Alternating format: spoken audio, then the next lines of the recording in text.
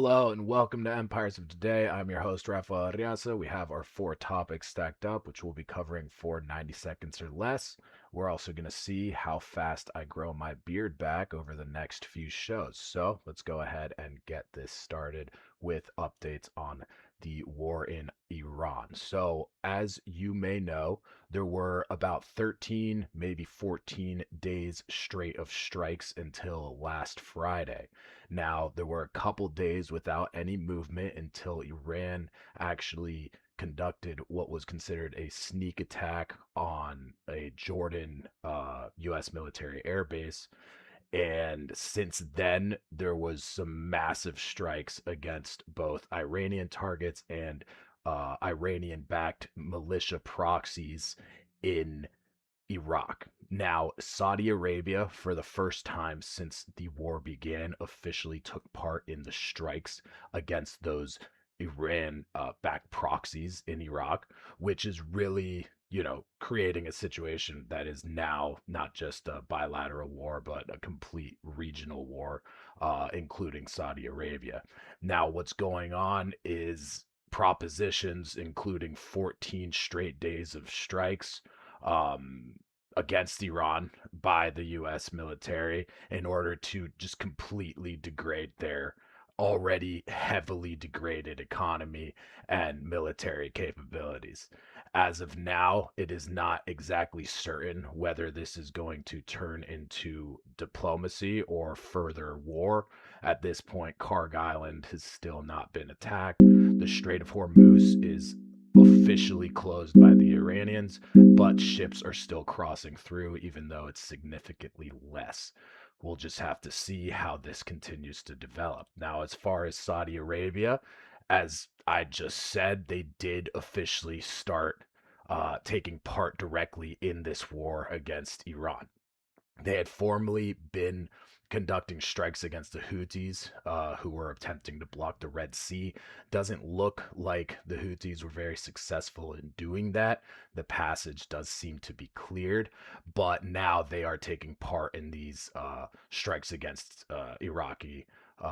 Militias that are backed by Iran. Now, aside from that, there is a nuclear deal which is being proposed by the Trump administration having to do with Saudi Arabia's ability to create nuclear energy. Now, this, for what it's worth, has a lot of sides to it. On one side, it is good, of course, to keep the Saudi Arabia, the monarchy, within the sphere of the United States.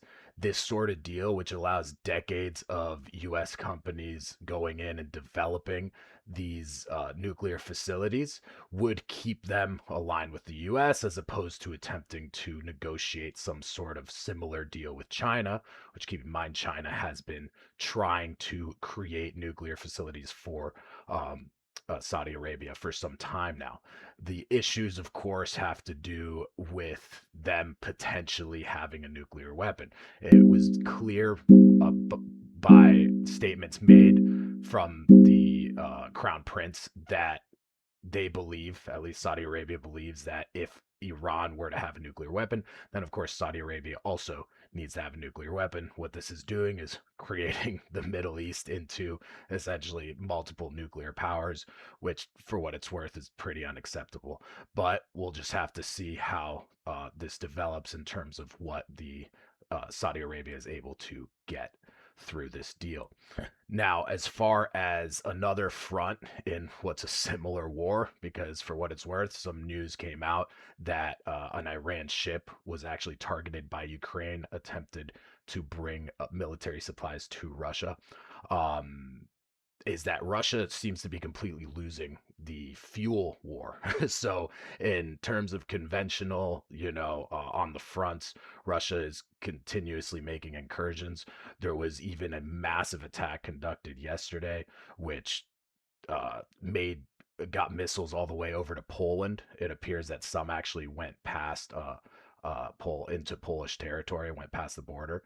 So right now, it really does seem like the Russians, Putin, they're trying everything they can to attempt to knock Ukraine out of the war conventionally, because for what it's worth, in the past couple months, Ukraine has actually knocked out 47% of Russia's fuel capacity. The refinery in Moscow, which is the most guarded, heavily guarded refinery in Russia, has been completely incapacitated to the point where it's not going to be able to refine oil until 2027. Russians are coming out in droves declaring that they don't want Putin to be at the head of this anymore. They want to, see a development of democracy. This could be a new stage of the war where Russia is just going to continuously see that their economy is depleted, their capacity to wage war in terms of having even the fuel for it is completely depleted, and hopefully this does lead to a resolution on that front. Now, coming back domestically to the United States, as many of you might know, the Maine Senate race has been riddled in controversy, really ever since Graham Platner was called in to be the nominee. He did win the primary, of course, to be the nominee for the Democrats, but very early on, there was a lot of revelations in regards to his conduct. A lot of allegations of sexual misconduct, which most recently is what actually caused him to drop out of the race, losing all his endorsements and losing pretty much the entire backing of the Democratic Party. At this point, his replacement, Troy Jackson, is also seems to be mired in some controversy, may not even be able to be the nominee, considering that he was actually attempting to be the nominee for the governorship race.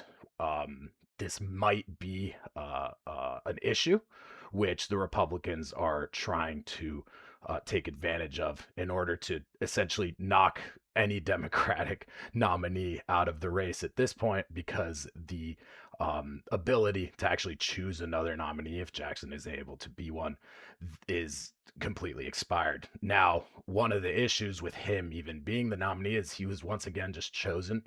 The Democrats seem to be consistently doing this with their candidates. If the candidate doesn't seem to be doing too well in the race, of course, they're attempting to take the seat from Susan Collins.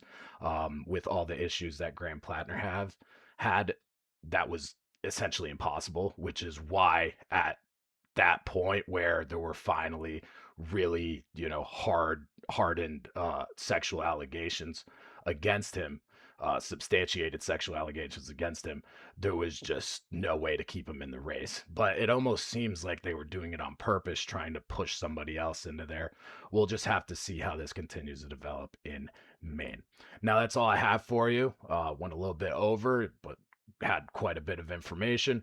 Appreciate you coming out, and I'll see you next time.